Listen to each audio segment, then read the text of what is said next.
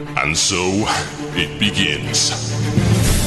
Dark were the skies and chill was the wind as the land was covered in a veil of malice. Across the hill did ride a dread army of the night, cloaked in mist and fog, prepared to rain down death and destruction upon the land. And the people did crowd for a savior, a noble soul to save them from their impending demise. Just as it seemed all was lost, in strode a mighty hero, clad in shivering metal from head to toe. Wielding a terrible broadsword, he did cleave his foes in two, smashing their ranks asunder with righteous fury. And when the day was done and the enemy strode across the fields in pieces, the people did turn to the warrior and say, "We shall name this day in your honor. Speak unto us your wisdom." The warrior said one word that day: epic.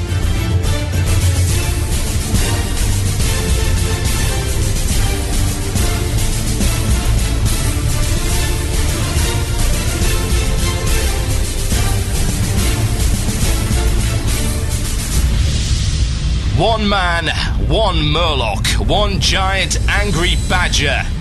This is Blue Plz. It begins now.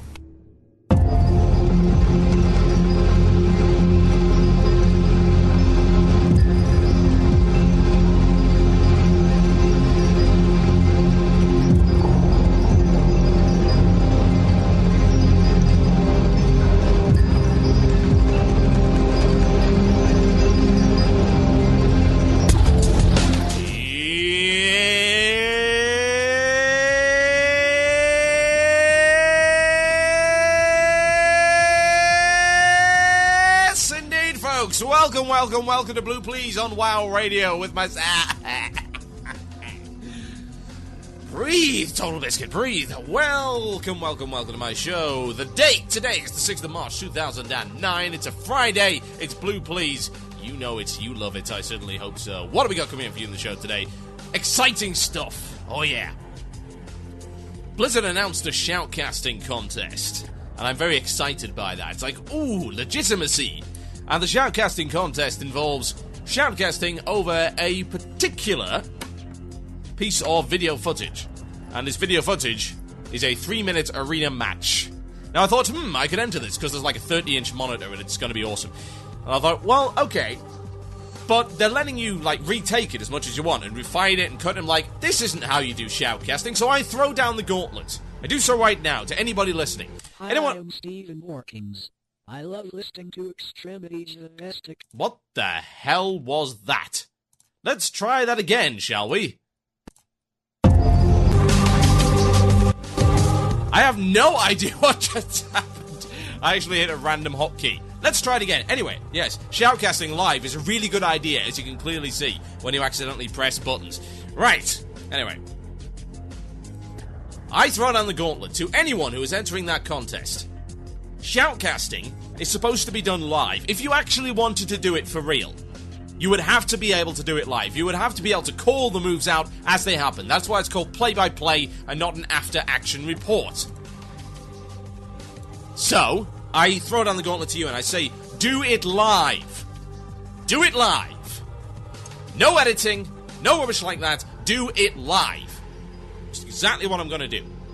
Now, I have watched the first 10 seconds of this video just to find out what team composition there is, and the rest of it, I have left. I have no idea what is going to happen, and I am going to do it live on the show today. Why? Well, again, proper shoutcasting is done live. It's more entertaining, it's more exciting, and that's the way you do it properly. It's not a proper contest unless you are doing it live, because I can't go back. If I was working for Blizzard, let's just say I was hired by Blizzard to go shoutcast the Arena Tournament 2020 or whatever, when it actually becomes a valid esport. You're right. What if that happened? What if I had to do that? I wouldn't be able to go back and edit out my mistakes. No, absolutely not. Do you think the guys who do live football, live sports do it? No, they don't. It's live. That's the point. You've got to know your stuff. You've got to have the talent. You've got to have the drive. You've got to be exciting, thrilling, and descriptive. So that's what's going to be happening today. Now, you're going to be able to follow this along. Yes, you're going to be able to watch the video while the commentary happens.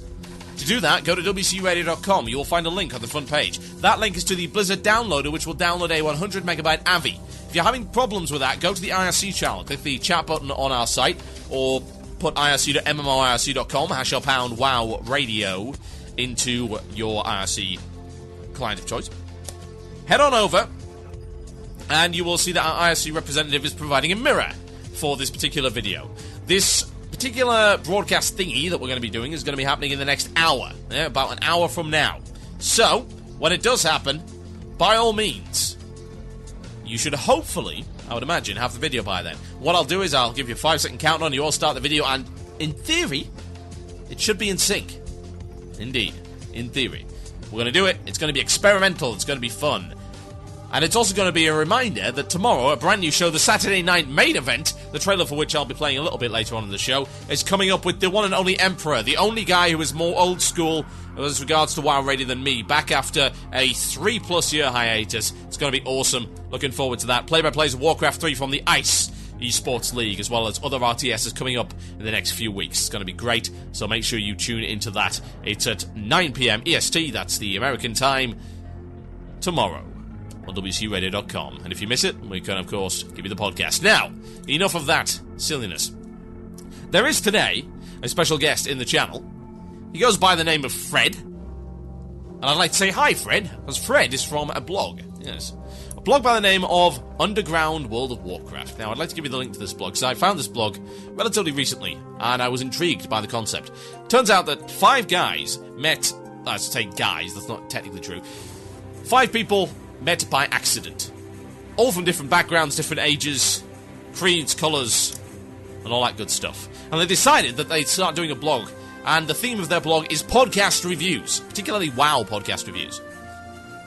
And the quality of their journalism so far has been exceptionally good. Now, I'd like to link you to this, and I'm sure the IRC rep in the channel will give you a link as well. It's undergroundwow.blogspot.com. That is undergroundwow.blogspot.com. And they're going to be reviewing podcasts every day. And I'm rather excited by this idea because so far we haven't really had a site that has been able to give us good, independent, constructive criticism and good, proper review. And that's exciting. Now, of course, our site's going to be a prime target. We put out loads and loads of shows every week. So, evidently, some of them are probably going to get shredded. And you know what? If they get shredded, they deserve to be shredded. It is very important, vitally important, in my opinion, that podcasters listen to their critics. All too many of them live inside this comfortable bubble. It's like an egg filled with fluff. A fluff egg. They live inside the fluff egg. They broadcast from the fluff egg, which I must say gives very poor acoustics. And they are immune to all criticism because they are surrounded by an honor guard of fanboys who will shoo away any critique and say, oh, it's free. It is immune to critique. No, nobody, including myself, is immune to critique. And I'm hoping to get some over the next few days. So yeah, check out that site, undergroundwow.blogspot.com. Looking very promising, still in its early days. I'm going to be following it. It is the first, they have the honour of being the first RSS feed, and indeed the only RSS feed that I've ever subscribed to. Yes, I got the RSS feature on my phone working, and I subscribed to that feed. And maybe I might subscribe to BBC News and CNN and stuff like that. But yes, undergroundwow.blogspot.com is the first feed I've ever subscribed to in my life. I'm a little bit old-fashioned when it comes to things. I don't use, like, iTunes. I still download all my podcasts manually. Yes, I am that hardcore. Anyway, enough of that, folks. We're 6 minutes 30 into the show, and it's time for this. That sounds like it's mail time. Here's the mail. It never fails. It makes me want to wag my tail. When it comes, I want to wail. Oh yes, time for the mail, the segment that every podcast does, but mine does better. Right, time for some mail. I got an email here that actually regarded a subject we discussed last week, and you can download this show if you missed it on WCRadio.com or on our iTunes feeds. And he says this. It's from a Dave Shaw. 10-man Sartharian 3 Drakes. We discussed last week, this is just a little bit of background for those who may have missed it, the idea that, and someone claimed this, that there was no genuine 10-man only guild that had actually managed to kill Sartharian 3 Drakes. Now, we don't know if this is actually true, and we asked for your opinion, your submissions, and your anecdotes regarding this. Now, there is another email here regarding it that I would like to read, and it says this. Hey, in regards to your comments last week about Sarth 10-man 3 Drakes in only 10-man gear, This week, my guild, who has cleared everything in WoW, took an only 10-man geared tank and healer to our 10-man 3D caster group. Yes, 3D is now short for 3 Drakes. It's not like Sartharians in 3 dimensions! Like, the only way you can beat that encounter is to put on the 3D glasses. No, that's not actually how it is. As cool as that would be, 3-dimensional, 3D Sartharian, no, I'm afraid not. Anyway, he goes on to say this. It was impossible for us to do with 80% of the raid wearing 25-man near best in-slot gear. If you find a guild in only 10-man gear who has done Sartharian 3 Drakes, they will have put in a monumental amount of effort. We are talking in excess of pre-nerf Muru effort, with composition and best in-game in every slot items, with perfect specs set up specifically for the fight. The 10-man version we clear with Scrubstitutes. That version is not hard, and neither the 10-man with proper raid stacking, but you downgrade the gear by 13 item levels, and it becomes next to impossible. Yours sincerely, an irate raid leader who wishes more of Blizzard would listen to this show. Right. It's an interesting point, that. And if that is indeed the case, then I would certainly say that Blizzard has dropped the ball on this one. We had the debate last week, 10 versus 25 man, as to how 10 versus 25 should be designed. And some people said, well, I believe that 10 and 25 should be separate but equal, and they should be of equivalent level difficulty, and they should give equivalent, mostly, level loot. Yeah? And then some people said, no, 10 man is always going to be easier than 25 man, and it's important to make sure that there is a separation there. So all 10-man content should be easier than 25-man and offer lesser level loot as a result. Now, of course, there was a bit of a split in opinion there, and I believe both methods are valid. And the problem that I highlighted last week is that Blizzard is doing neither. And this issue, and this email indeed, only highlights the problem, saying that we're not going to make 10-mans all universally easier, but we're also not going to make them all universally equal either, because the gear that is dropped is obviously worse due to the item level and the item budget. So we're kind of stuck in between two possible design philosophies, and we've yet to decide which one we actually want to do. And I believe that is vitally important, especially with the release of Ulduar, that they pick a side. Either it's got to be easier, or it's got to be separate but equal. Personally, I favour separate but equal. I believe that 10-man is a valid raid style, and 10-man guilds should be catered to in that respect, assuming they are skillful enough. However, I do not accept that you can make everything absolutely equal. If you have a look at some of the mechanics, for instance, in 25-man Nax, let's have a look at, say, the way Kel'Thuzad works. Kel'Thuzad has a 2-man mind control in 25-man mode that he does not have in 10-man. Now, that mind control could be potentially lethal to a 10-man group because it is taking 2 members of the group away, and those 2 members could potentially be the 2 healers. Now, of course, that means a raid wipe, but in a 25-man, 2 people, not such a big deal. Now, you say, oh, well, TotalBiscuit, why don't you just take it down to 1 guy? Well, that's still not proportionate, and you've got to bear in mind that 10 and 25-man raids have completely different compositions, and often an ability will affect one in a completely unexpected way in comparison to the other, and it is very important to note that that is difficult and tricky to balance. Now, whether or not that will happen with Ulduar remains to be seen, but it does point out that, yes, apparently Sartharian 3 Drakes, to my knowledge so far, I have yet to be proven wrong on this, and if you can prove me wrong, please email themurloc@gmail.com. I'd love to hear from you. That Sartharian 3 Drakes cannot be beaten by only 10-man geared players. That is a big issue, because that means anyone wishing to go solely down the 10-man path, which is supposed to be valid, that is what was supposedly introduced with Wrath. That was the whole point. That was part of Blizzard's design philosophy that they specifically espoused at BlizzCon this year, and indeed the year before that. If that's going to be part of their design philosophy, then we need Sartharian to be the exception that proves the rule and not a worrying harbinger of things to come in that respect. And that is my response to that. Now, I've got one more email that I'd like to quickly cover before we hit the first music break of the day. It says this. It's from James Mills. Hey TB, my friend and I were arguing the other day on Vent about what's the best way to test raid content. This was after a rather disastrous boss testing last Friday on the PTR on American side. Basically, the instance servers were overloaded because they had too many people forming 2-man raids just so they could see inside Ulduar. So Blizzard kicked everyone out of Ulduar besides some top guilds like Death and Taxes and Fusion. This got me saying that if they truly want to test the content and get a lot of bugs out of the way, why not just let the top couple hundred guilds on US test the content and the top couple hundred guilds on EU test it? I mean, those are the guilds that are going to get the realm/world first anyway. Let everyone test the rest of the PTR content, but leave the raid content to people, you know, who will actually test it. Also, what do you think of Darkfall Online now it's been released? Well, I can answer the second question is I don't know because I haven't played it. I had a beta, it didn't work. I got like 2 FPS, so I gave up and went to play Lotro instead. Now, in the respect of the other question, it's a very difficult call to make. It's not all that simple. Because what happens when you've got, say, the 201st guild, and indeed, how do you rank them? Do you go off WoW Jutsu? Well, that's not a very good idea, because WoW Jutsu's not entirely accurate. What about boss killers? Well, neither's boss killers either, and I'm sure they wouldn't want to go off the rankings of a site that at one point, and believe possibly still does, has links to guides and gold selling on it. Not particularly good. How do you rate who the top 200 guilds are? Do you go back just with Wrath? Do you go back to TBC? Do you go back to old school content?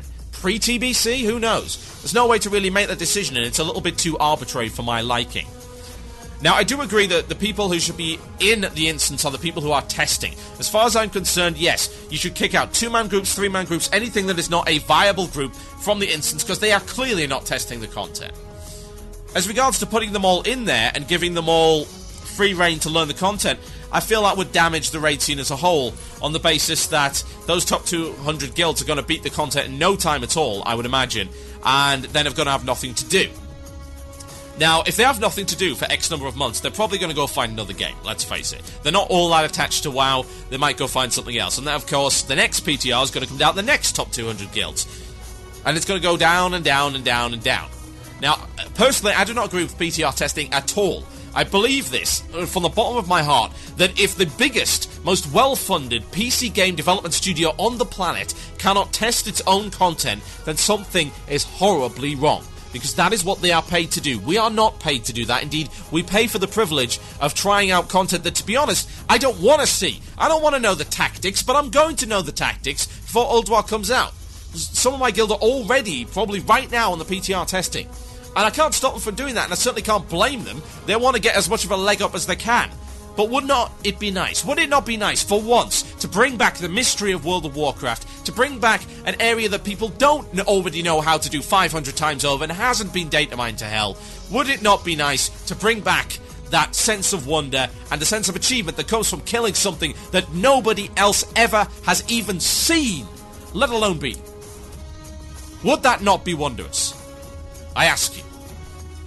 Now, before we go to the music break, I'd like to quickly tell you about the illusion of choice! One day it's going to get me, but not today. You can email in for the last up of the show, email your suggestions to themurloc@gmail.com, and that's the email for all other correspondence related to Blue Plz. That is themurloc@gmail.com. My name is TotalBiscuit. You are listening to Blue Plz on WoW Radio. This is Typo Negative, I don't want to be me. I'll be right back after this with a proposition that casual players do not exist. Ooh. Enjoy. You're listening to the podcast and archive of Blue Plz. Music was removed due to copyright concerns. If you'd like to hear the music, tune in live on Fridays at 8 p.m. British Standard Time. That is 3 p.m. EST on WCRadio.com. Introducing WoW Radio's spring season. Starting in March, WoW Radio is kicking off the spring with a bang. Check out our new show, the Saturday Night Main Event, with veteran Shoutcaster Emperor bringing you the hottest Warcraft 3 action from the ICE Esports League. Check it out on Saturdays at 9 p.m. EST. Have you ever wanted to explore the rich backstory and lore behind the World of Warcraft, but have no idea where to start? Then check out But Wait, There's Lore, featuring the team behind scrollsoflore.com. Coming soon only on WoW Radio. It wouldn't be a new season without a relaunch, so how about the almighty Pug, featuring the best special guests from all over the WoW community, as they're put through their paces with lively discussion, interview, and of course, World of Warcraft's only live quiz show, Master Looter. Join Felicia and Kim from the Guild as Pug returns with a bang on March the 24th. WoW Radio, 4 years on, still going strong. New shows, new site, no compromise, WCRadio.com.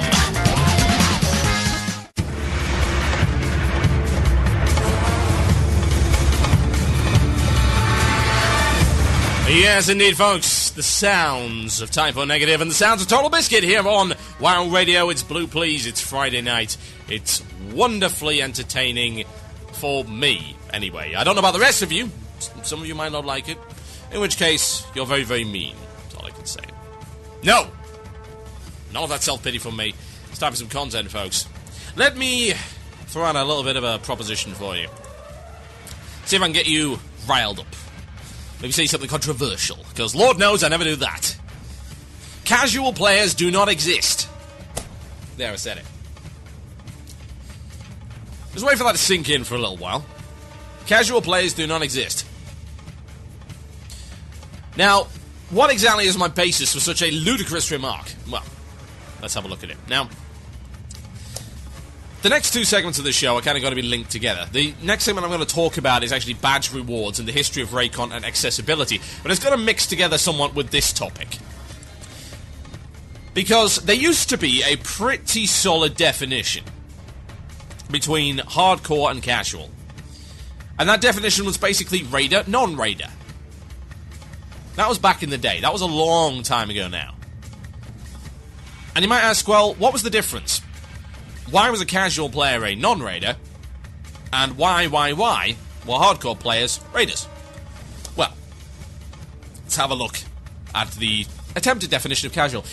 I suppose it would be kind of tricky to define casual. Casual is a very, very vague term. And indeed, I believe it's got perverted in such a respect over the last 4 years that it is now unusable. And indeed, the definition of casual player that originally occurred simply does not exist in the player base anymore. Let's have a look.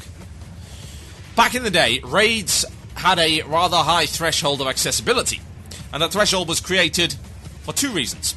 Firstly, and the most obvious reason, and perhaps the most prominent, was the fact that raids required 40 men. 40 men! Not women, men. Children not invited either. 40-man raids. Men, and possibly bears. 40 bear raids. You know what I'm talking about.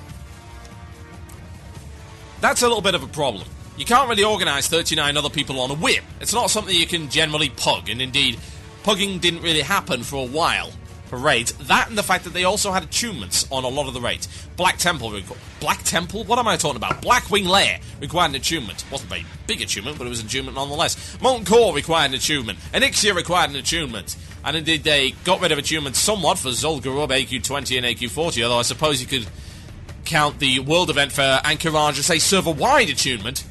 And then attunements came back for Nax, although those attunements were simply, you could buy your way in, effectively. So it really didn't serve all that much of a purpose other than to deprive people of money. Rather unfortunate. Oh well. Now, sorry, I'm being chastised in Skype by my wife. It's like, you sexist bastard, I did more content than you did. Like, yeah. It was a joke, sweetie, please forgive me. Cows in fear from the womankind. Now, anyway. The accessibility argument, and indeed the difficulty argument, came into play. The idea being that there wasn't a proper bridge between raid content and 5-man content. That the content was so different, and the dynamic so distinct from 5-man content, that there simply was no bridge for that gap, and you had to make a leap. You had to leap over that particular gap. You know what? A lot of people fell in the boiling hot tar below, and perished horrible, horrible deaths, never to be seen again. That's my hope, anyway, but there you go. That's because I'm elitist. Now,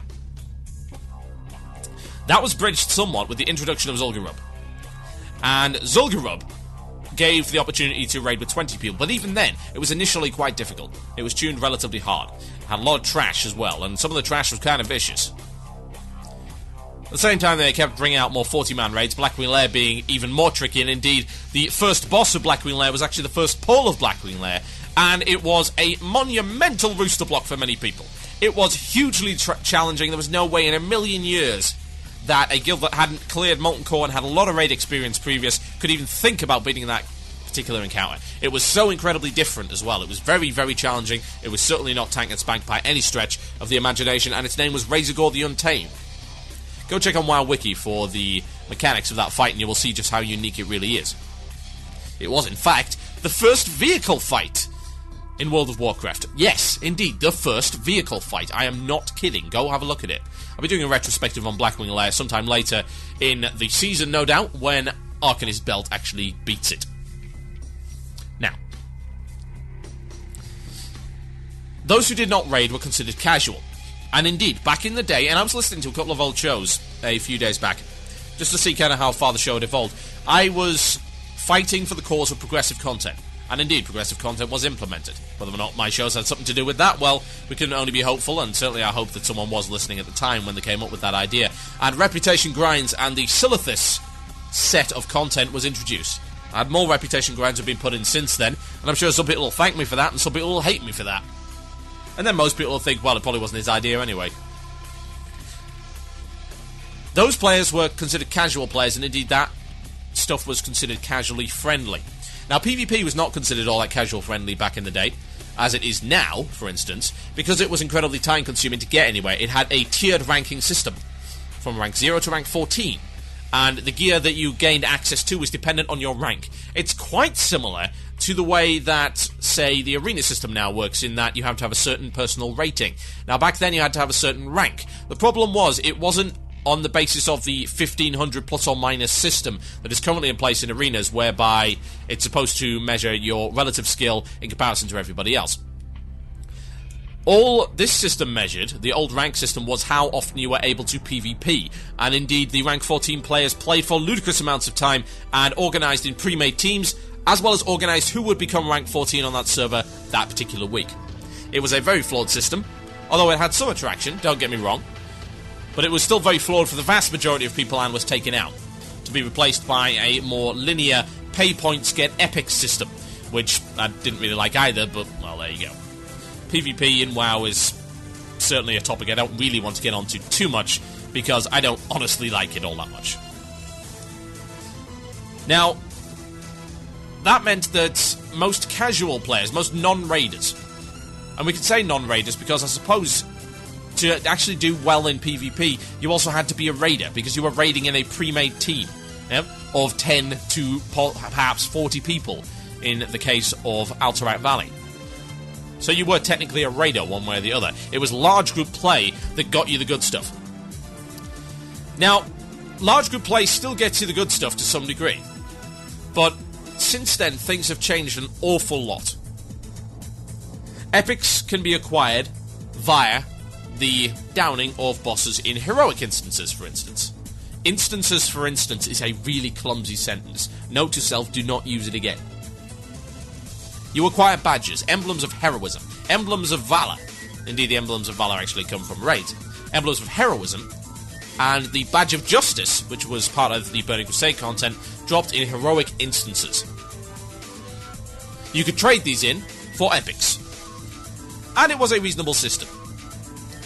Later on in TBC, when Sunwell came out, they introduced a new wave of items that could be acquired also with badges of justice. There was no other kind of badge.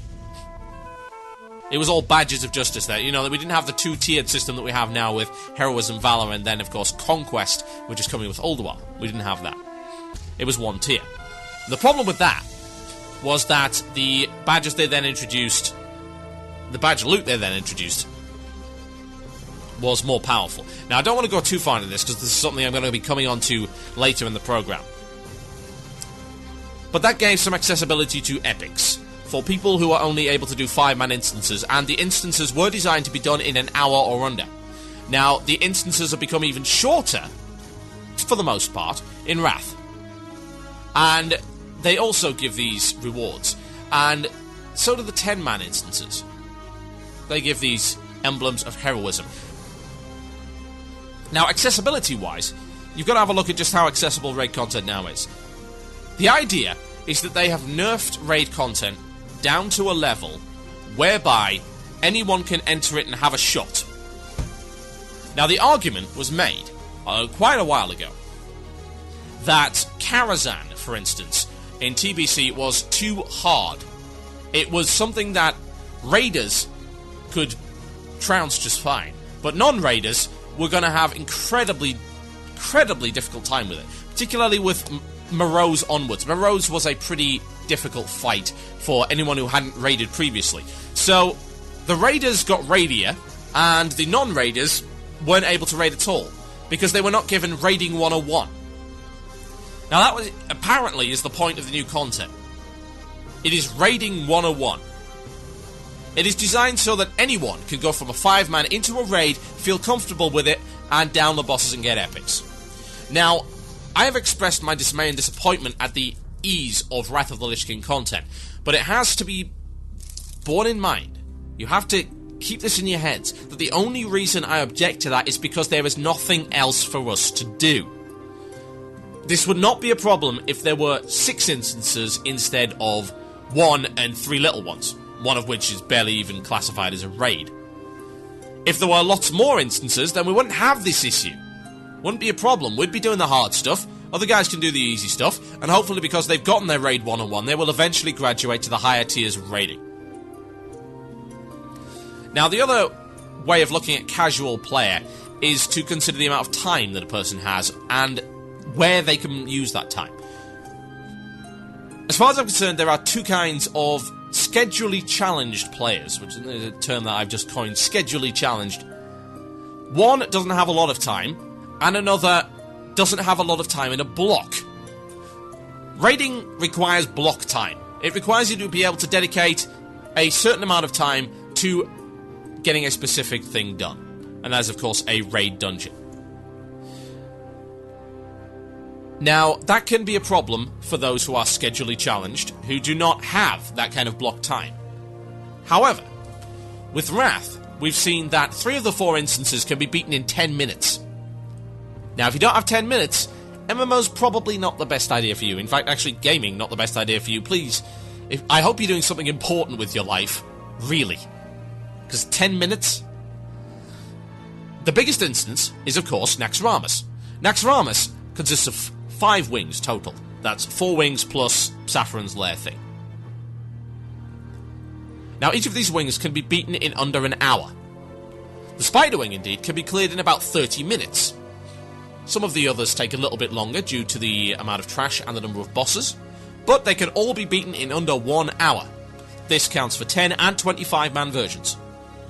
Meaning that the schedulally challenged should not have an issue doing raid content anymore. Indeed, they have been given the chance, they've been given the opportunity to go into these raids and prove what some of them have been saying. That is, they would be just as good as the hardcore raiders if they had the time. Now, of course, that's the most polite way of putting it, because a lot of entitled casuals, which is a different group entirely that I'll come on to in the next segment, have claimed that LOL, WoW is aimed at no-lifers. And they go to great lengths to prove that those who are good at the game and who have got lots of different epics and are succeeding in the raid game are no-lifers, and lol, I would be just as good as these guys, but I have a life. I'd be going out tonight with my friends to drinking. I don't think they say drinking, that's kind of Swedish, isn't it? But whatever. I suppose the Swedish might say drinking. I usually say drunken. Now, they were given the chance to prove that, yes, we can do just as well. They were given the opportunity to enter something that is entry level. Something that should hopefully be Raiding 101. That is what it was designed for. It's a very low threshold of entry. You can enter Naxxramas with a pug, which is something that was not particularly well known before that. TBC, not a lot of pugging going on there, at least not before the 30% nerf. Karazhan started to get pugged, maybe Gruul's Lair, maybe Magtheridon if you're lucky, but you didn't see all that many pug SSCs or TKs, not before the nerfs, oh no. What about pugs pre-TBC? Not an awful lot of them either. Indeed, most of the pugs, quote-unquote, pre-TBC, and indeed I was part of these groups, were run by guilds. They would have maybe a core of 10 to 15 raiders, and the rest would be buyers. They would come along as part of a pug, and they would buy epics with gold. I'm not kidding. We sold epics for gold. We gave spots on the raid for gold. They would come along, get their items, they would pay money, and then the guild would split the money amongst those who would come along. So, it was pretty cool. I actually enjoyed it. I made quite a bit of money that way. And it gave people the opportunity. But that was how pugs run. Now, you can pug anything. You can do it at a time that suits you, because all you need to do is find a pug that's running at the time. And there are loads of them. There are constantly people saying, I'm setting up a pug for this, blah, blah, blah. 3 of the 4 raid encounters can be done in 10 minutes.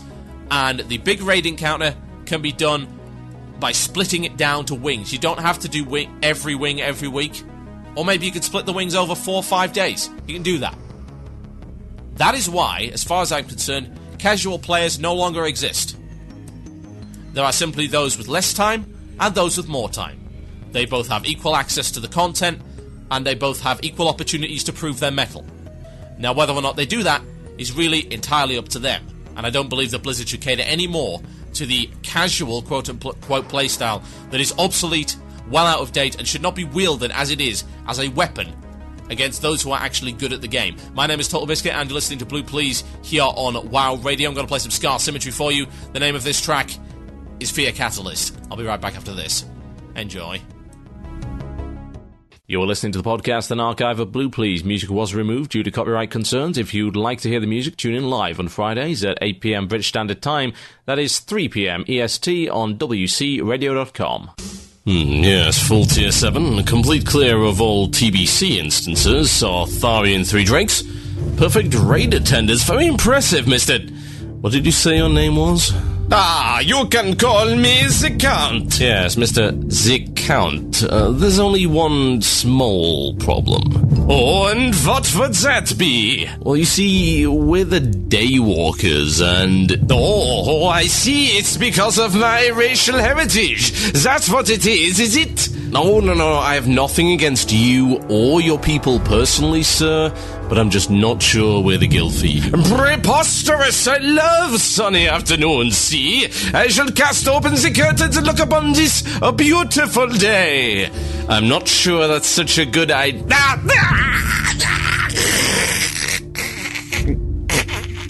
Oh, it's gonna stain.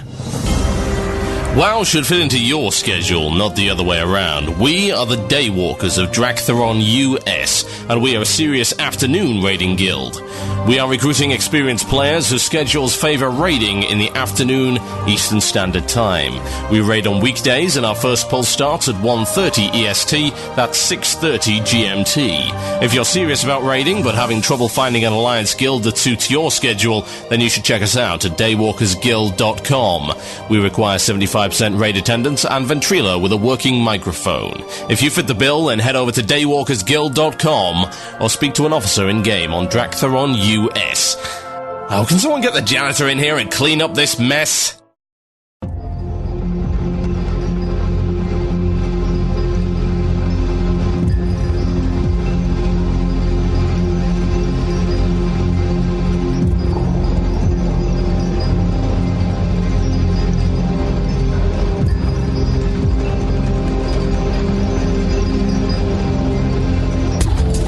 Yes, indeed, folks. My name is TotalBiscuit, and you're listening to Blue Plz here on WoW Radio. We're talking about accessibility. We're talking about casual playstyles, and we're talking about how much one playstyle should perhaps be catered to over the other. Now, this is a natural continuation, at least that's the idea, perhaps a segue, as opposed to the vehicle that you can ride on down the street looking incredibly silly.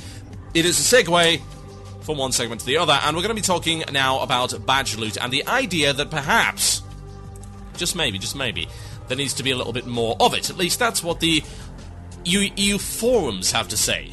And I'll be discussing that in just a moment. Just a quick reminder that towards the end of the show, just before the Illusion of Choice, we'll be doing the live play-by-play segment. And you still have time to download the video. In order to do that, head to our IRC channel. It's irc.mmoirc.com, # WoW Radio. Alternatively, you can use the chat button at the top of the screen on WCRadio.com. You can also download the video from the front page. There is a link there on the news post, and you can watch along with the commentary. Yes, indeed. It'll only be about 3 minutes, because that's how long the video is for the entry to the Shoutcast contest.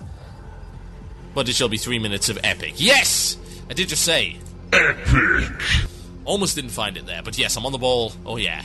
Now, let's talk about the idea of badge rewards. Now, this is a discussion that's been going on the EU forums, and you can go check it out if you wish. Just go to the European forums, go to general discussion, you will find emblems of heroism. This same topic has cropped up numerous times over the past X number of months. What on earth was that? I have no idea. That was menthol lip balm falling off the top of my monitor. Now, as to why menthol lip balm is on top of the monitor, I really don't know. It's up there with my model of the Chancellor of Bears, who is actually a Chancellor of Bears. It's got a top hat, monocle, waistcoat. Very, very professional.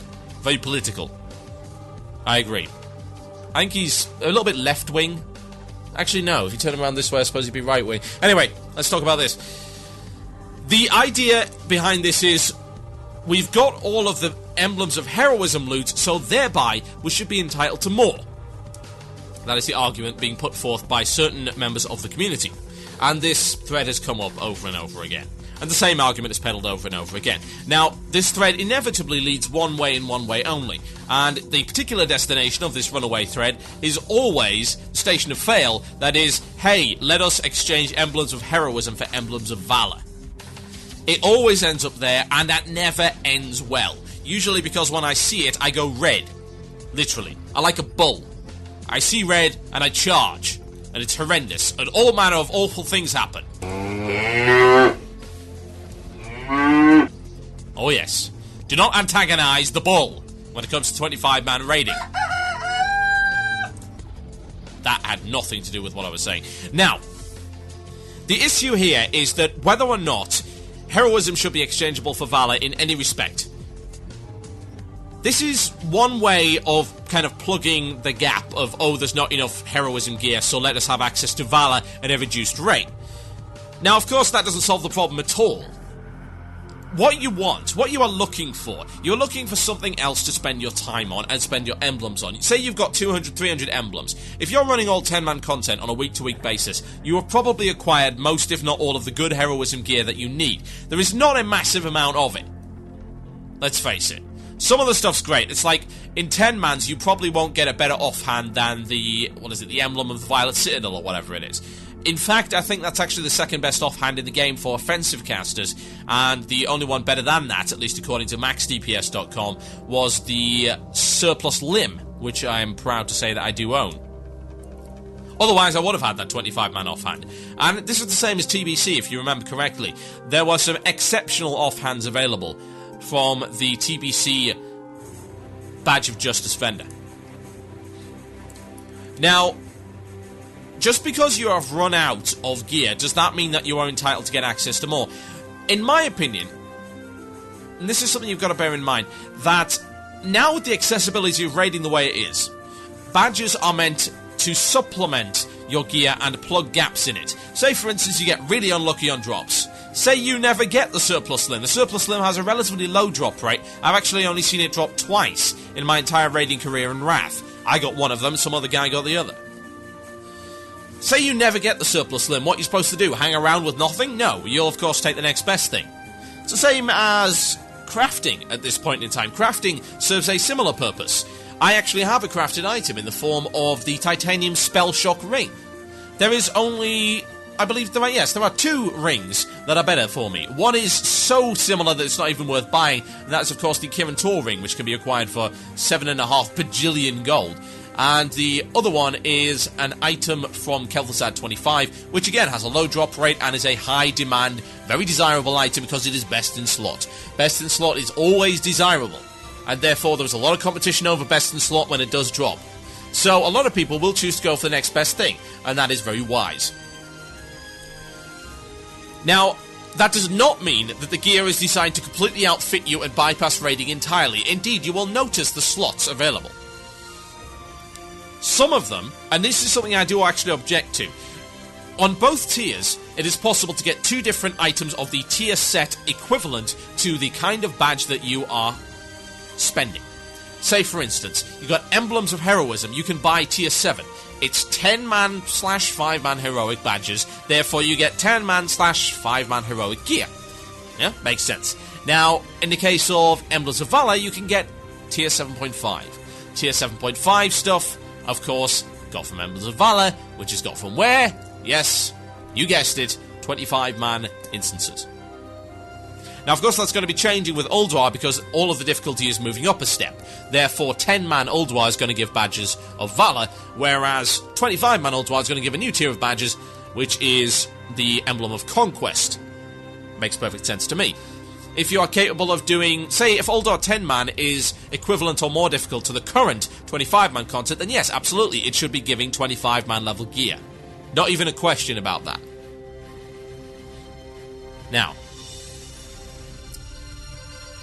the issue is, should you be able to give your gear yourself entirely out in badge loot? Now, in my opinion, no. You can get 2 pieces of tiered gear, which, again, I disagree with. Why do I disagree with that? Well, because tiered gear drops like candy.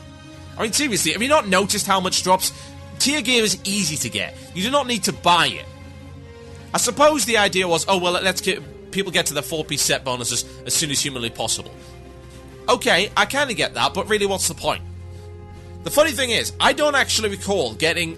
Actually, no. Have I? No, I haven't. I've never got a single piece of tier gear from the actual instance it's supposed to come from. Not one bit. My shoulders came from badges. My chest came from Vault of Archivon. My pantaloons came from Vault of Archivon. My gloves came from heroics, i.e. heroic badges. None of my loot came from where it was supposed to come from, even though I've done that content to death. Now this is annoying because tier gear is getting taken for offset at the moment. It drops like candy. I could have spent my DKP or done my rolls on something that would have actually mattered, but no, it's actually wasted because you're already doing that content. You're already doing it to death. So by the time that it comes around, it's like, oh look, it's another tier token that is pretty much guaranteed to drop. Indeed, it is guaranteed to drop. You're guaranteed to get some tier tokens, the kind of which, well, who knows, from these bosses. And yet, by the time you've actually got round to your turn, you've got enough badges to buy the gear anyway. And the other stuff in there's not that great. It's like you got rings, you got cloaks, belts, that kind of thing. You're looking at non-major pieces that are required from badges. And that's the way that it's been for a while. That was the way it was initially in TBC. That's the way it is initially now. That changed. Don't get me wrong, that did change. But that was with the introduction of Sunwell and the new set of heroic badge gear, which in my opinion was hideously overpowered. And the idea was to try and bridge the gap and get people into this higher tier content, because Blizzard were realizing that actually a lot of people are really failing hard at this content. So let's give them a leg up. Now, of course, that is not required at this stage of the game, not even close. Indeed, I do hope that it's not going to be required ever again. So that begs the question, why exactly do people who are unable to do these raids for one reason or another, and I cannot fathom the reason why, really, unless you don't want to. That's the only thing that I could see, unless you do not want to. Unless you either do not want to raid, or you only want to raid 10-man. Now, if you don't want to raid, then why on earth do you think you should be getting raid level gear? That doesn't make any sense. What you got to realise is that from the very inception of WoW, from the very start, day one launch, WoW has all been about risk and reward. It's about doing quests of increasing difficulty and increasing level to get loot of increasing power and increasing item level. Now, the most difficult quests always yielded the best rewards. The big epic quest lines, the one at the end, maybe it was an instance quest where I had to kill a boss, or maybe it was just a 5-man quest that required a group, or required all manner of different stuff. That always gave the best stuff. Why? Because it was more difficult. Now, WoW is not entirely based on skill, don't get me wrong. Not even close. Some of it is, but a lot of it's based on gear and the amount of people that you can bring. And, of course, to some degree, the amount of time that you have to dedicate, although I would say that that has now decreased significantly with the release of Wrath of the Lich King. Now, whether or not you think that's a good thing depends entirely on your point of view and your playstyle, and I would say that all your opinions in that regard are valid, unless they consist of whining, crying, and bickering. So, why is it, again, that these people need that kind of stuff? Why is it that they think they can simply annihilate one of the core bases of the system behind not only WoW, but RPGs for the past 30 years, i.e. the bigger the dragon you beat, the bigger the sword you get. It's that simple. That's how it works. That's how it's always worked. Why would it work any other way? That doesn't make any sense. It's like you argue, right, I am the janitor of a company. I'm bringing in RL. This is a really bad idea, but I'm going to use an analogy anyway. Eat me. What can I say? You are the janitor of a major company. You have spent years and years and years cleaning and working 3 times as hard as the rest of the guys, yet you still get paid way less than the lawyer, the CEO, the consultant. And you wonder why. And the answer is quite simple. It doesn't matter how long you're spending. It doesn't matter how much time you are dedicating. The job that you are doing is of a lower tier, a lower skill level, therefore the reward is lower. That's the point. That is the whole point. You cannot have 25-man level gear if you are not willing to do 25-man difficulty level content. Now, if you are someone who just wants to do 10-mans, well, Old WoW is your salvation, because you're saying, well, I only want to do 10-mans, but I can't get access to Valor gear. Now you can, because you are doing something that is difficult enough to justify it. Now, I would say at this point that the difficulty disparity between 10 and 25-man is not great enough. If they are looking, and that is obviously what they're looking for, it must be. That must be what they're going for, because otherwise they wouldn't be giving this new tiered level of badges which give better rewards. Obviously they want the 25-man to be harder, and that's why it reaps greater, higher item level rewards. Now you are going to get access to the Valor stuff, because you're going to be doing an instance which is harder. Yeah? It is harder than Nax 10-man, it is harder than Sarth 10-man, it is harder than Malagos 10-man, and it's certainly harder than VOA 10-man, and if it's not, then I'm quitting the game right now. Let's face it. And you'll get access to all of this stuff. So it is a boon to 10-man raiders. It is giving legitimacy to the 10-man playstyle, and I have no issues with that at all. I am not a 10-man playstyle kind of guy. I used to raid 40-mans, and I kind of still miss them to some degree, and indeed, I still now raid 40-mans back with Arcanist Belt. We're doing 40-man bosses. It's fun. I enjoy it. But I've accepted that time is now long past, but I am okay with 25-mans. They are sufficiently large. But I don't understand. I cannot fathom why people whine and cry and say, well, just because it takes a bunch of time, we should be able to get it. It's like, well, someone actually suggested this, 10-to-1 ratio. Huh?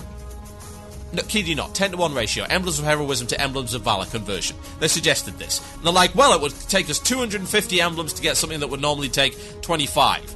It's fair because of that. Well, for one thing, that's entirely missing the point. I assume that if you're wanting more of this kind of heroism gear, that you are looking for stuff that is more, quote, casual friendly. We've already established that casual players don't exist, so it must be people who either don't raid or only raid 10-mans, and you want more gear. Now, for people that don't raid and say they don't have the time, bearing in mind that this is the same kind of group of people that are asking for more rewards. These people kind of mix together. These are the entitled casuals. These are the casuals that I don't have a lot of time for. These are the people who basically demand more and more and more because they pay the same subscription, therefore should get the same content, yet don't really want to work the same for it, which is kind of unfortunate. These guys want this level of gear, and they want to spend all that time getting it, and they wonder, well, why don't you just raid then? Seriously, if you have enough time to gather 250 Emblems of Valor for a friggin' belt or whatever, then why exactly, on God's green earth, I cannot fathom this, would you not just raid? I imagine it must be because they have this outdated idea that raiding actually takes a lot of time anymore. It doesn't. We've established this now. It does not take a lot of time anymore. My guild clears all of Wrath in 4 hours, and so do many other thousands of guilds. All of it. We do all the 25-man content in 4 hours. That's all it is. We can split that over 4 evenings, 1 hour an evening, or we can do it all in 1 evening. No problem. Blitz it. Why is that an issue? Don't tell me that casual players can't dedicate 4 hours a week to WoW, because if that's the case, stop playing. You're playing the wrong game. MMOs are designed for people with excess time on their hands. Why do you think we've got the stigma of being all basement virgins? That's the point. WoW didn't suddenly change that. Yes, it made a dent in it, but time is still required. So no. No more. I don't want to see you getting Emblems of Valor content because difficulty and effort equals reward, and that's been the way for 30 years, and you're not going to stop it now. My name is TotalBiscuit, and you're listening to Blue Plz here on WoW Radio. I'll be right back after this. Enjoy. You're listening to the podcast and archive of Blue Plz. Music was removed due to copyright concerns. If you'd like to hear the music, tune in live on Fridays at 8 p.m. British Standard Time. That is 3 p.m. EST on WCRadio.com. Let's face it, everywhere you go, you see adverts for Ventrilo server providers. With so many to choose from, how do you make the decision about which is right for you and your guild? To help you with the decision, we brought in WoW Radio's very own bleeding-edge hardcore raiders to show you which provider the world's top players trust. Loot the stupid car hound! No. Tank it over there. You're setting the raid on fire. Someone pulled ads, guys! Oh, for God's sakes! Heal the tank! Heal the tank! Hey, guys, it's okay to DI the tank, right? Why are you smiting and not healing? Is that a halibut? Are you DPSing with a halibut? Leave George alone! You'll hurt his feelings! You named that halibut? Guys, I think we're wiping. What gave you that idea? Well, we're all standing in the graveyard arguing. UGT Ventrilo servers, the only choice for the elite of the elite. Hi, I'm TotalBiscuit, the best and sexiest mage on the planet. When you're like me, you don't have downtime between raids and promotional photo shoots. That's why I use UGT Ventrilo servers. I don't have to get my hands dirty trying to fix a broken server because it was never broken to begin with. UGT servers provide crystal clear voice communication with excellent hands-on support to make sure your server is always up and running. Not only that, their prices are so low, I was able to use the extra money to buy this £32 salmon. What? You didn't think I was going to be outdone by Dustin, did you? Hey guys, want to run some BRD? Get your premium quality Ventrilo server from UGTservers.com. Be the best. Well, second best.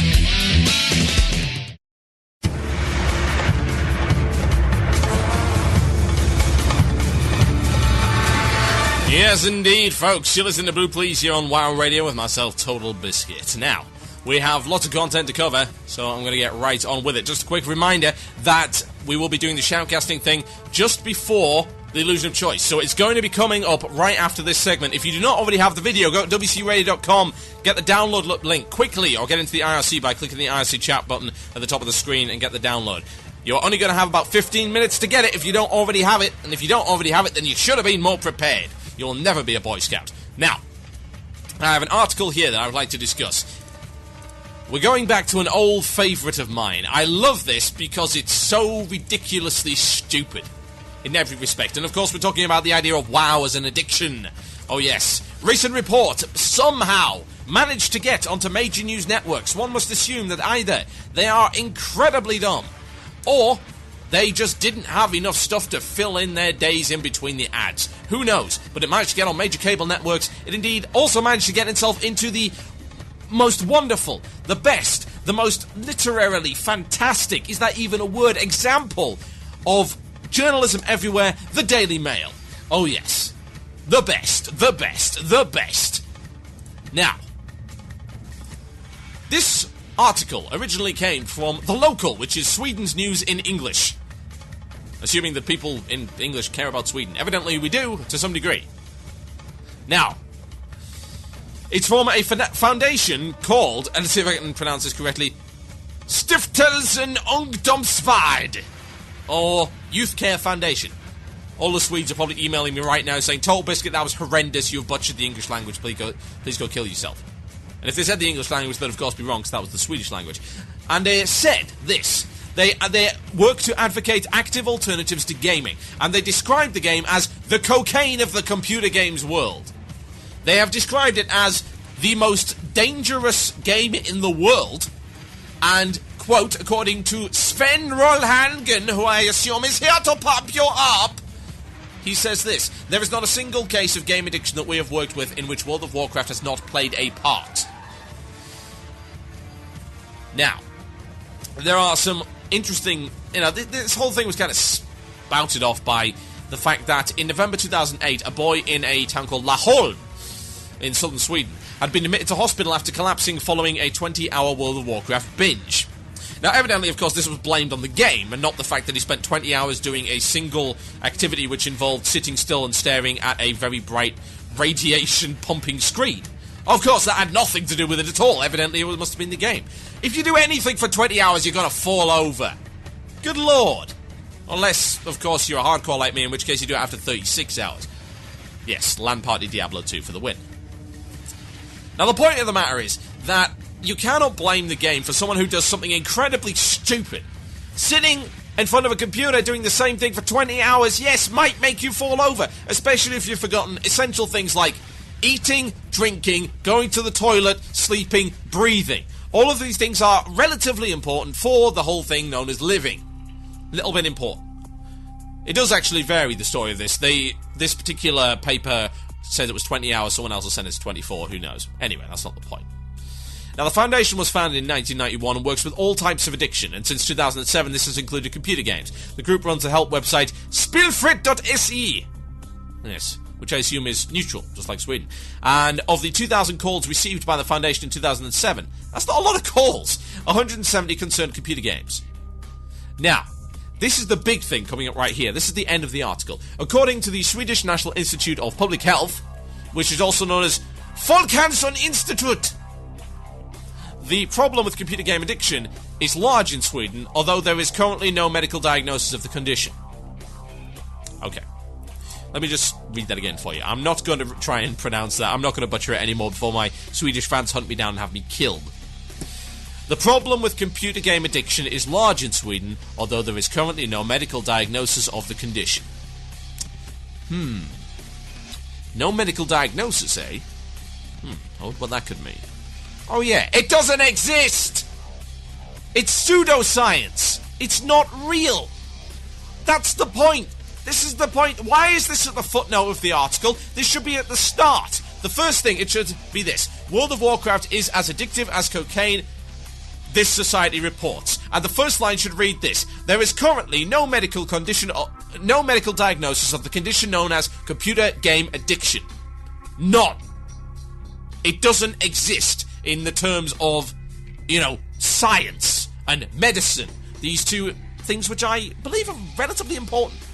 As far as I've heard. Maybe I was just mistaken. Who knows? There is no medical diagnosis of this condition. Let me say it again. There is no medical diagnosis of this condition. It doesn't exist. That's the point. This is something that I've covered an awful lot. And it's a simple logical fallacy. And I cannot believe that people seem to ignore this. It's a logical fallacy. 146, right, here's some statistics. 170 calls to this society concerned computer games. And, quote, there is not a single case of game addiction that we have worked with in which World of Warcraft has not played a part. Now, for that to even mean anything, bearing in mind they've come to the conclusion that World of Warcraft is the most dangerous game in the world and is as addictive as cocaine. Crack cocaine. That's a Class A drug that kills people. And is involved in wars in which thousands of people have died. A drug war which involves billions of dollars. Something that is proven to be chemically addictive in one of the most destructive ways imaginable. That has been compared to World of Warcraft. And indeed, apparently World of Warcraft is as bad, according to this particular organisation. For this to even work, you've got to say, right, okay, here's the logic. Because we received 170 calls about computer game addiction from somebody, it doesn't say from who. I can tell you who it will be from in a minute. I will give you a educated guess. And apparently all of them have involved WoW. That means WoW must be incredibly dangerous. Wrong.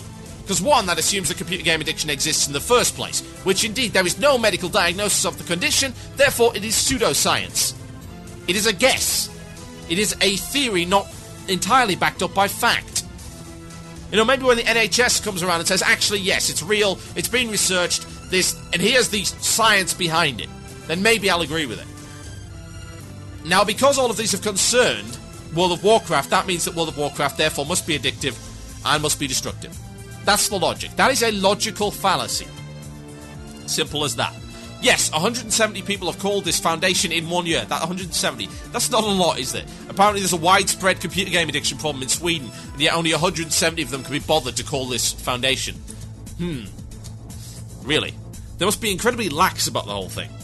Now, the people who will have called this, educated guess here, are going to be parents, let's face it. You're looking at people who are like, oh, my child is spending a lot of time in their bedroom as opposed to going outside like normal people and playing hopscotch and hoops and all that kind of thing. All those good old-fashioned, fantastic games. They're not playing sports. Therefore, they are doing all of this stuff. And they're antisocial as a result of this game. And they're unfit as a result of this game. Let's try it another way. Let's mix it up. Can I have a vowel, please, Carol? The answer is this. How about we mix those up a bit? Maybe, just maybe, they are not unhealthy because of the game. They are not antisocial because of the game. They play the game because they are unhealthy and antisocial. They have social problems in real life, therefore they turn to another social outlet. It is not natural or healthy for someone to not have any social activity of any kind. Social interaction is vital to the human condition. Yet, because of technology, there have been an increasing number of ways in order to carry it out.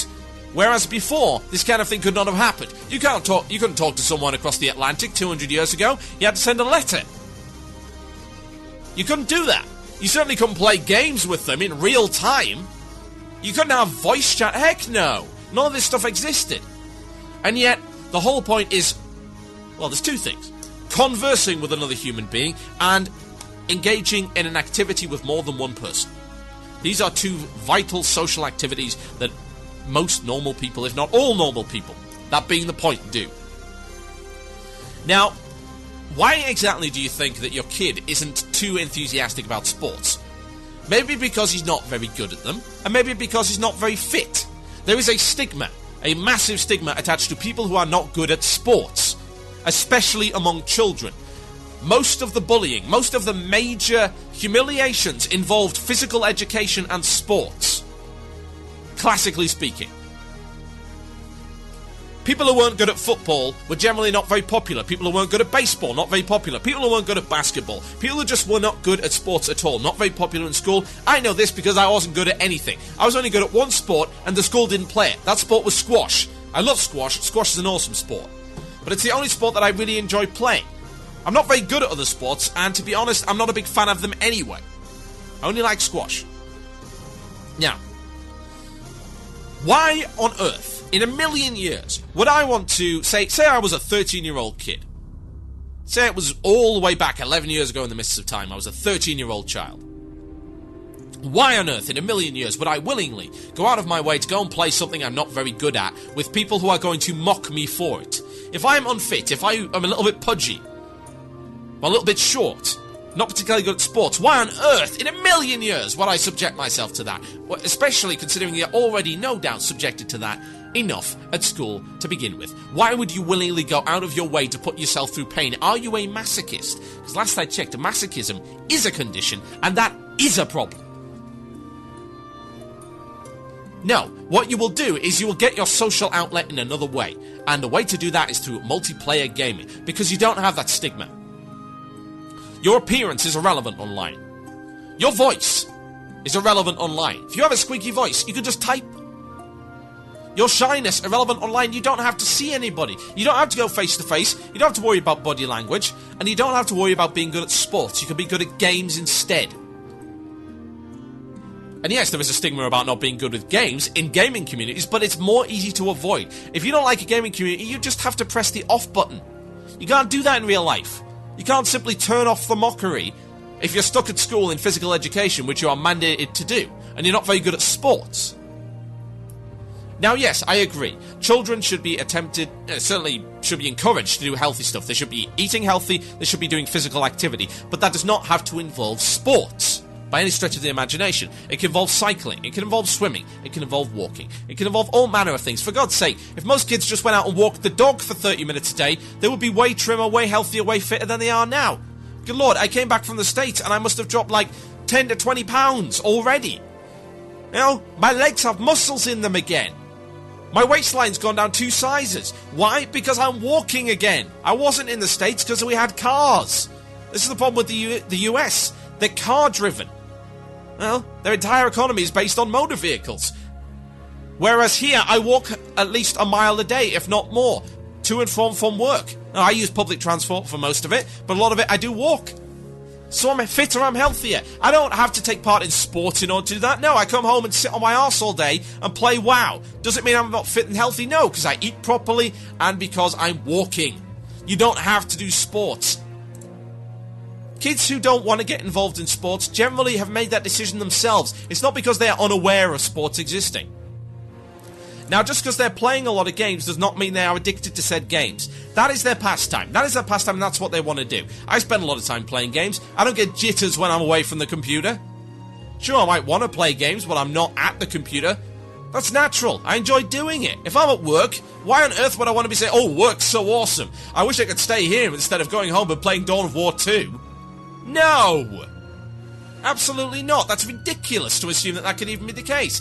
Everybody at school, everyone that I know, I remember being a kid back at school, and the only thing I wanted to do was go home and do something fun. And every kid was like that. I want to go home and watch TV. Want to go watch a DVD. Want to go outside play sports. Want to go hang out with my mates. Want to go play computer games. I want to do all of these things. That's what kids do. They get engrossed in activities like that. And that's fine. Diversity should be encouraged, absolutely, don't get me wrong, but do not accuse kids, or indeed anybody else, this includes adults that play a lot of, say, World of Warcraft, or any game of addiction, because addiction has a specific stigma. An addict is looked down upon by society in general as someone who was weak-willed and got involved in something they shouldn't have been involved in, and is now, their life is not their own anymore. It is under the control of another substance, whether it be a drug or whatever.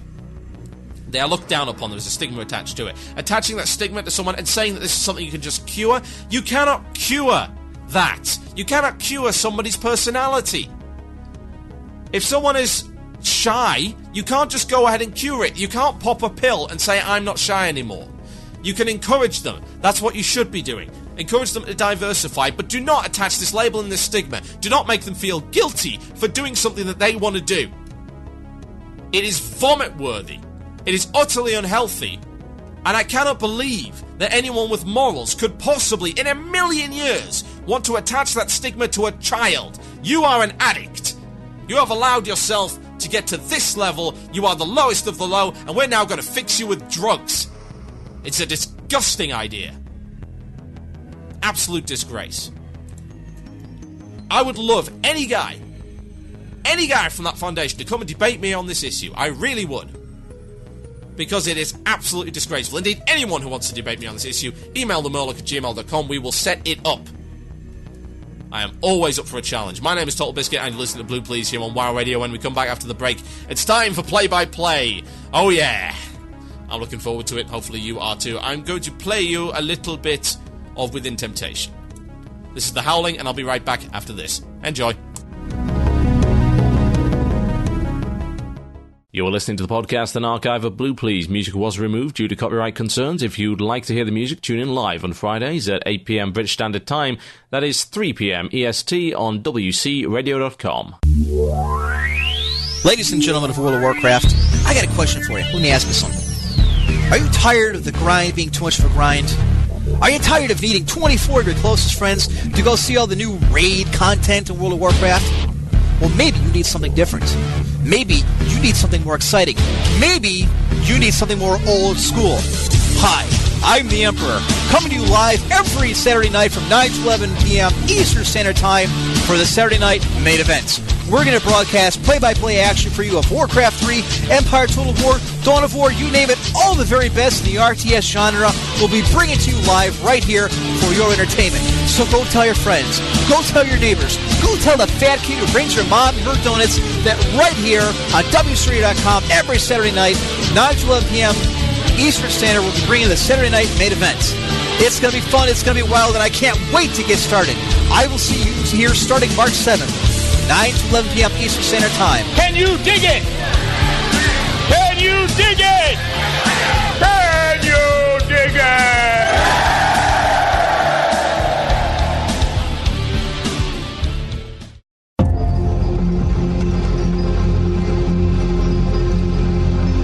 Yes, indeed, folks. You know what time it is? It's time for some play-by-play. Now, this is how it's going to go. This is the entry for, well, my entry for the Blizzard Shoutcasting contest. I'm going to do it live, no safety nets, no edits whatsoever, because that is the way shoutcasting should be done. Hopefully, all of you have your videos downloaded. If you don't, it is probably too late, and you should wait for the podcast to come out, then you can do it. Load up your videos, guys. Load them into Winamp, whatever you want to load them into. Now, this video, I believe, is 3 minutes 54 in length. Load it up and get ready to get started. Now, what's going to happen is that I'm going to give you a 5-second count in, at which point you will have the opportunity to press play. And hopefully, if you press play at the right time, the video will be synced up with my commentary. I have not seen this video before. I have only watched the first 20 or so seconds so I can see which teams are going to be involved in it.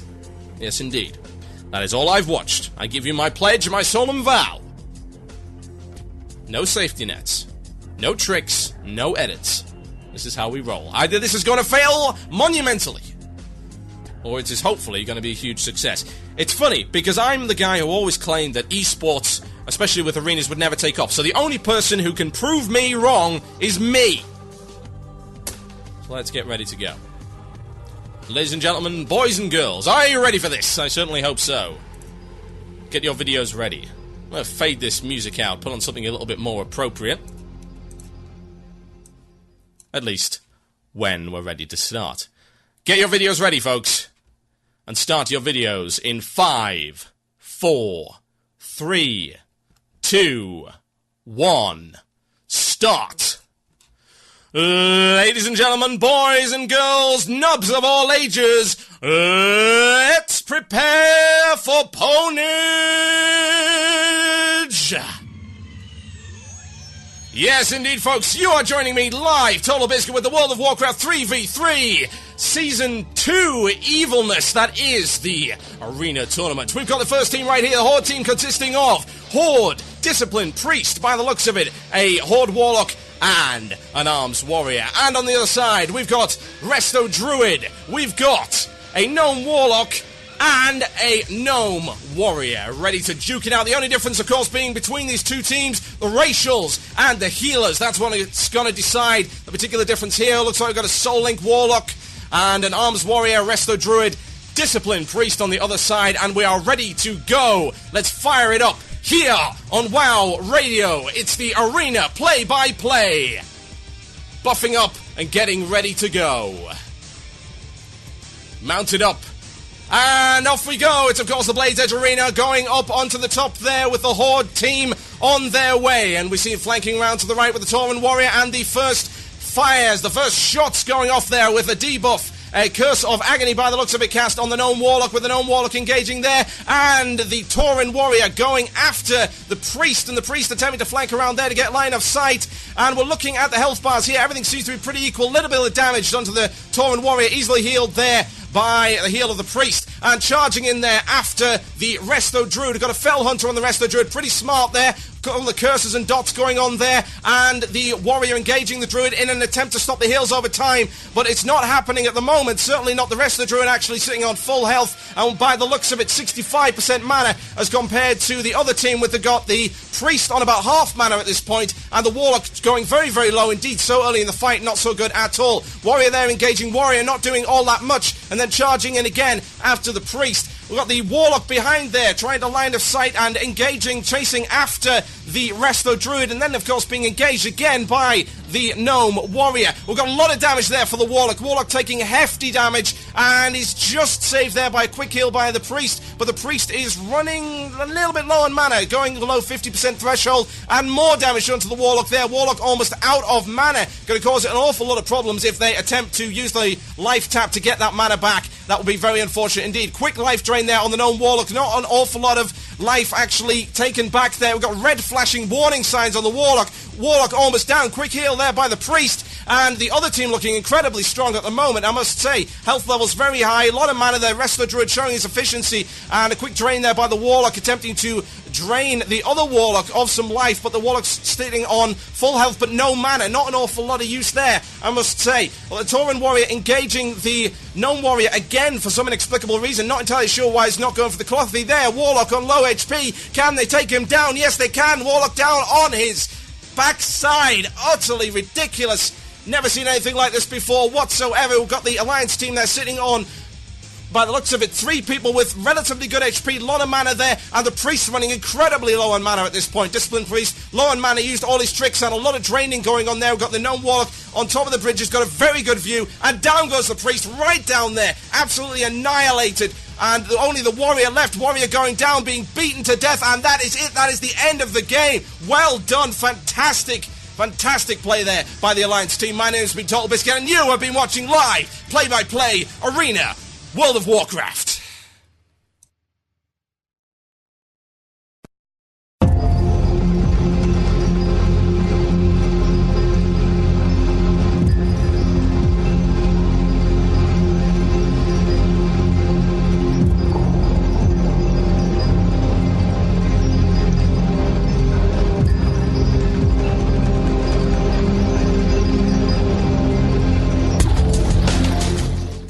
That's quite stimulating, you know. I might have to do that more often. And if you like that kind of thing, for the love of God, go and tune in to our brand new show that's coming on this, the Saturday night main event with Emperor, the guy who can do this way better than me. Trust me. That is what is going to go in to the contest. No edits, nothing whatsoever. That is what I am capable of. We'll see if it's enough. I'm going to have a drink of this, because good lord, that really does tire your voice out. Delicious.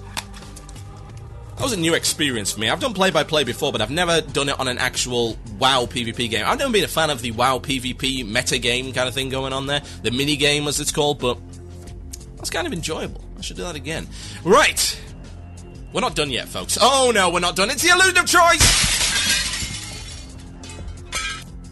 Oh, yeah. Illusion of choice. This is where we allow you to pick the last topic of the show, and I would certainly hope, by this point, you have managed to come up with some topics. So let's have a look. The illusion of choice. What are your thoughts on classes such as hunters and warlocks macroing their abilities to also command their pet to attack totems in PvP? It's PvP, I don't care. Sorry. I suppose it's kind of like, oh, they're macroing in PvP, therefore it's taking the skill away from PvP. I suppose that would work if that really mattered, but I don't honestly care. However, this is a little bit of a better post here. It's more PvP stuff, but I can kind of go with this. It's from Brotz, a level 80 mage, Burning Legion US, and he says this. TB, greetings from the Great Chi Town. What? I have no idea what that means. My message today will center around this that I found from the Blue Post's copy-paste incoming. Yes, this is very, very recent. This is why you listen to live shows, because you get the newest news live on the air. It's just come out on MMO Champion. It's a new patch note for 3.1.0, and it's that Impact, which is a mage talent, yes, this is my field, gives your damaging spells a 5 to 7 to 10% chance to cause the next fire blast you cast to stun the target for 2 seconds. Lesai, why do you think Blizzard is hating on mages so much lately? Being a mage, I know this must make you feel something toward the way our class is being morphed by the higher-ups, and I was wondering what you thought about where our class is heading. Being one of the pure DPS classes, I feel that we should be allowed to be the best DPS class there is. Mages, warlocks, rogues, hunters should be topping the charts all the time, yet we are continually being pushed aside by class homogenization. Why? Thanks for picking your brain a bit. Well, this is kind of a two-part question. One is, why are mages underperforming? And since I'm not underperforming, I kind of question whether or not that's the case. And the other part is, why are they nerfing Impact? They're not. Right, let me cast your minds back just a little bit. This is something they said a little while ago. They were wanting to make changes to PvP. I don't remember this specific quote, so this is a paraphrase, and I do apologize if I botch it. They wanted to make PvP less about random procs and more about things that you, the player, could control. Now, Impact, by its very definition, is a random proc. It is a part of the group of talents which span many different classes, which is a this might happen proc. And it's an upgrade in that respect. Now, Impact has always been a PvP talent. Now, here's the thing. Impact used to be a 2-second stun that could proc randomly off of spells. Now, in this case, Impact has been changed. It gives your damaging spells a 10% chance to cause the next fire blast you cast to stun the target for 2 seconds. Now, is this enough or a birth? Is it enough or a birth? You can tell I'm tired now, good lord. Is it enough or a birth? Well, the question has to be asked, what does this do to the mage in PvP? The answer is this. It's very simple. It gives a degree of control to the proc that you did not as a mage previously have. You have the same proc chance. Just bear this in mind. You have exactly the same proc chance. Your proc chance has not been nerfed at all. It allows the next fire blast you cast to stun the target for 2 seconds. That means you control the stun. Mages don't have stuns. That's something we don't have. We've got a bit of crowd control, but we don't have actual stuns. This gives the mage a stun that they can control. In PvP, that's huge! I mean, why are you objecting to this? It gives control to the mage. It is part of the design philosophy they were wanting to put out that says, we want to remove some of the random elements from PvP. We don't want to get rid of all of them, but we want to get rid of some of them. Stuff like Storm Herald. Remember Storm Herald and all of the BS that was surrounding Storm Herald and Deep Thunder back in the day? Because it was random. They changed Mace Spec. Mace Spec got changed. Mace Spec was random stuns. They got rid of that. They eliminated it. Why'd they eliminate it? Because it sucked. Random proc chance based stuff that can affect the tide of a PvP battle is lousy. Now, what you can assume is that this impact will happen a few times a fight, and the opponent can prepare for that. But the main point, and this is why it's a buff to mages, is that you could prepare for it too. If you get an impact, and you could just, like, say, build it into one of these mods that says you have an impact ready, then you can then use your Fire Blast at will, and you can hold that Fire Blast to when it matters most. You want to interrupt that spell? Okay, you've got an instant cast damaging spell that stuns the target for 2 seconds. That's huge! That's wonderful! Save it! See that priest casting that big heal that's going to change the direction of the fight? Boom! Fire Blast! No! You can't do it. I stopped you. I had control of that. And that's because of this change. Do not tell me that's a bad thing. It's not! It's a wonderful thing! It's fantastic. More, please. Take more of the random elements out of PvP. You get closer to proper true balance. You cannot balance PvP if it's based around random proc chances. It won't work. Because people will complain. You get a string of lucky crits, or you get a string of lucky procs, and the first thing that's going to happen is the guy who lost is going to whine on the forums, "Wow, this class is overpowered in PvP!" When actually they're not overpowered in PvP, they just got really unlucky. Take the luck out, that brings more player involvement in. More player involvement equals more skill. More skill, good thing. More skill involved in PvP, the more legitimate PvP becomes. That is very important, that is vital. It should be happening. Absolutely, without the shadow of a doubt. You want to have procs, you can keep them for PvE when it's not so competitive. Something that's competitive, you don't want that kind of random element. It's not acceptable. The control is important. This is a buff. It is not a nerf. Let me get that out there right now. If you had any doubt, this is a buff. Now, there's the question as whether or not Blizzard have been hating on mages lately. They haven't. Mages are great right now. The problem is hunters are too powerful. You know, it depends on the fight. As a mage, I am constantly in the top 5, usually the top 3. My gear is pretty good. And I was playing Frostfire spec, which is technically slightly lower on the DPS scales than Arcane, but I respec Frostfire to help the raid, because we didn't have a Frostfire mage in Nax this week. So I went into Nax, and I'm rolling like 2, 3, 4, and even 1 on the damage meter at one point. That's good. Frostfire, a slightly underpowered spec in comparison to Arcane, is competing with other high damage, well-geared players. And bear in mind, the players in Lethe are awesome. These are great players. These players know their classes inside out. They don't slack. I was like 3rd on Patchwork. I was like 50 damage behind the next guy. No crazy buffs. It was everything that everyone else had. No crazy gear, just pretty much the same gear as everyone else had. Mages perform great. People ask, why aren't there any mage changes? They don't need to be. Not for PvE, we're fine. We have 2 viable, very viable ways of doing damage. We have one that's mana efficient, relies on big crits and rolling damage. We have another that relies on burst and high speed and the ability to control our mana output to affect the way that our damage works, i.e. Arcane. Both very viable. Only thing that isn't viable at the moment is Frost. It's significantly worse. That's fine, that's getting fixed. They're looking into that. You don't need to buff mages anymore. We're fine. I don't know why people think mages aren't very good.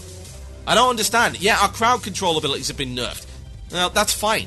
That's happened. I'm hoping Oldwall will resolve that. I'm not going to worry too much about it. There wasn't a lot of crowd control required in the original Nax either. It's not as a mage.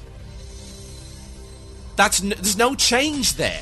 Nothing has been changed. It's just because we happen to have a big instance that didn't require an awful lot of mage crowd control to begin with. The problem, I think, is that people take damage meters as a less of a barometer and more as a this is what is happening. It's like, yes, damage meters, and this is something Ghostcrawler said, and I will reiterate it because he's absolutely 100% right. Damage meters are taken into consideration, but they are not the be-all and end-all.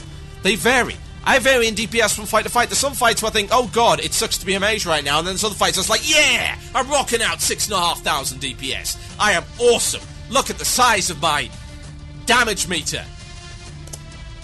It's wonderful. That's the way it should be. There should be some encounters where that benefits certain classes over others. You've got so many classes that can do damage. You can't possibly balance them all. So what you can do is you can have one fight that favours one class versus one that favours another. Blah, blah, blah, blah, blah. It all works. Why is that a bad thing? Someone try and explain that one for me. I can't figure it out. My name has been TotalBiscuit. You listen to Blue Plz here on WoW Radio. We've got shout-outs left to go, folks. Email themurloc@gmail.com or PM me on IRC for the shout-outs for this particular show. You've got 5 minutes before the end of the show. I am exhausted and I really do want to go out and play some Dawn of War or something like that. But feel free to get your shout-outs to me. It's themurloc@gmail.com. That is themurloc@gmail.com. Oh, yes. Email it to me or send it via IRC. I've got a couple of shout-outs that have actually been sent in to me before the show, which is pretty unusual. I'm not really sure why that happened. Some people do that. I've got a shout-out, please, here. Hey, TB, long time / first time. Yeah, he's a long-time listener, first-time writer. I'd like to give a shout-out, or in this case, a shot-out, to 2 guilds I saw on my server today. JFK was PvP flagged, and Jesus was soul-stalled on Shadow Council US. The show rocks, your station rocks. That's from Norpi Ordoza, the Wandering Tribe of Shadow Council US. Shout out, so given, good sir. What else have we got on the forefront of shout-outs. We've got loads of shout-outs, actually, tons of them. A shout-out to Arena Tony Realms for level 80 twinking. That's from Chris Boomer. Yes. Boomer. Chris Boomer? Is that really your name? Because that's amazing. You could be a supervillain. Or a terrorist. From Cyrix on Nordisil EU, I'd like to give a shout-out to Amgrim, the biggest achievement whore I know to my guild postmortem. And to Ragebar from Insidia. Hell yeah, Ragebar. Love the show. I listen to it weekly. Keep up the good work. A shout-out to TB for his badass play-by-play commentary. Nah, it wasn't that great. Come on, guys. Really. Yeah, no need for that. To my guild, the Fremen Knights. That's from Arkham on US. A shout-out to you, sir. Great job on the play-by-play. I was feeling a bit nervous at first, but you nailed it. Want to give a shout-out to you for a job well done.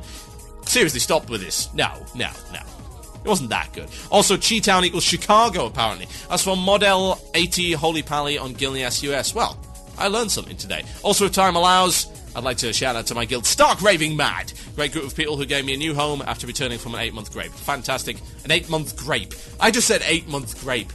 My failures are at least the best failures. Seriously. A shout out to Duncorp. Oh god, he's spreading to Eve!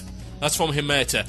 Shout out to Majors for being better than Oomkins. That's from Mustachio Nut. I like my pet Oomkin. It's nice. A shout out to me for my first live Blue Plz. That's from Cowl. And a shout out to Ulsar Tarigo, whose wife hates WoW. Yes, well, they generally do. If they don't play it, they hate it because you're spending more time with it than you are with them. Not a good idea. Psst, I just sent my wife flowers. And it took them a week to get there. And the first 3 bouquets sucked. Never order from you flowers. Ever. A shout out to Davlin, Mr. NNJ, Snapple Monkey and the Queen, and all the other IRC crew. That's from Tor and Tom. Also, thanks to Tor and Tom, who provided a mirror for our video today. Very good. A shout out to my good friend, Dark Messiah. All the best to him in his final year of college. I hope he's not as bugged as Dark Messiah was. A shout out to Order of Hellscream on Shatar EU. That's from Diabar. And again, I have a shout out to me for getting my 5th level 80 seed. Play another game! Jeez! A shout out to Euphoria of Dentag EU for being awesome. That's from Slamon. Is that like some kind of fighting salmon? Can I get a shout out for Sam Thor for kicking some ass? I, Age of Mythology. I, Spartacus. I, Robot. That's from Palandul. Hey TB, can I get a shout out to Guild Aphoris? We downed Sarthari and 3 Drakes 25 man for the first time yesterday. Oh yes, you can indeed. Shout out to me for feeling like crap for the last 3 days straight. That's from Mazjin, Troll Mage of Dark Spear. Troll Mage, huh! Yeah, represent. What is your profession? That is the question. And last but not least, shout out to those who are amazed by TB's BBC article and to TB for making an actual interesting commentary. That's from Goldstar, who seems to be something of my critic today. The critics are coming out of the woodwork today, folks. Oh, yes. And a final shout out that I will give to the crew at undergroundwow.com. And I say to you, you're critiquing my show, pull no punches. None whatsoever. Show me what you've got. Because dishonesty and BS are the worst things to ever happen in life. My name is TotalBiscuit. You have been listening to Blue Plz here on WoW Radio. Thank you ever so much for listening. You've been fantastic today. Brilliant. Love you guys. You're great. Check out let's try it again. Check out the other shows at WCRadio.com and check out our shows on iTunes. You can subscribe there. Our brand new website, version 4, hack-proof, I hope. Or at least close to being hack-proof anyway. Go check it out. If you like what we're doing, click our ad banners and feel free to donate. Even a small amount does help towards the maintenance of our bandwidth. We put out tens of terabytes of podcasts a month just for you guys. It's costly business. My name's been TotalBiscuit. You've been listening to Blue Plz on WoW Radio. Ladies and gentlemen across the world, good night.